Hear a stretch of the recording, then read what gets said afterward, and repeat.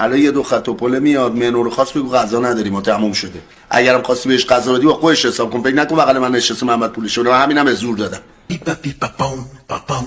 خدا آب میریزن تو این ساسا دیگه. آقا جمال. بله من مژگانم خواهر منوچه. بگو بیاد خودش، اشکال نداره. بالاخره هر کی عکسشو دارم. دست شما چیکار میکنی؟ عکسشو دارم که ببینم بشناسم دیگه. خانم اومدی میگی من مژگانم خواهر منوچه، که خری قدیمیه خودم. چقدر قدیمیه؟ تقریبا 1-2 سال پیشه که خودم رسیدم رژیمو. خانم این کار 20 سال میگم، یعنی ترکوندی. حالا دیگه رژیمو بی خیال شین، غذایی پس با هم بخورید باشه. پسر اون غذا رو بردار بیا، خانم گوش نشه. غذا تموم شده. غلط زنگ میزنم اماکنم میگم غذا رو بردار بیا. مگه ساعت چند غذا تموم شده؟